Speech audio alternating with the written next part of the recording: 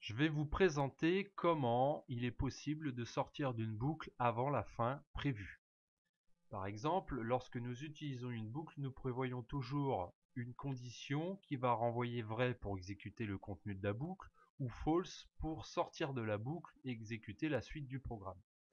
Eh bien, il y a certains cas où on souhaiterait pouvoir sortir de la boucle avant la fin, pour une raison ou pour une autre. C'est ce que je vous propose de découvrir ici.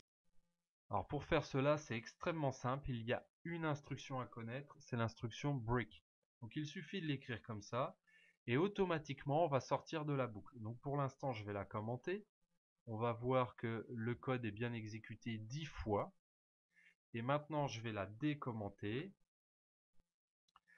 et vous allez pouvoir constater que l'instruction ne sera exécutée qu'une fois, puisqu'on va rentrer dans la boucle, puis une fois rentré dans la boucle, on va exécuter la ligne 18, puis l'instruction break va être rencontrée, et de fait, on sort automatiquement de la boucle. Donc je l'exécute, on voit ici qu'il n'y a eu qu'une seule exécution du bloc d'instruction à l'intérieur de la boucle.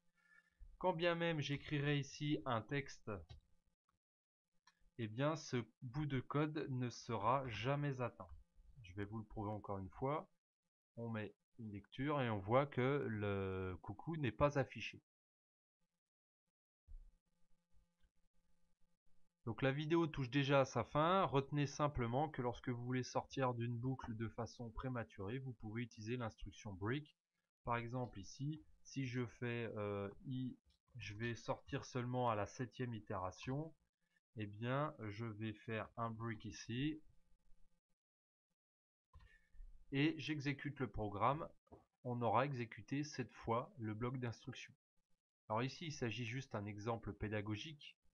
Mais vous verrez, dans la réalité, parfois on a besoin de sortir de façon prématurée, même si c'est pas tous les jours. Donc je vous invite à découvrir la vidéo sur l'instruction continue, qui est dans la suite logique de celle-ci. À bientôt!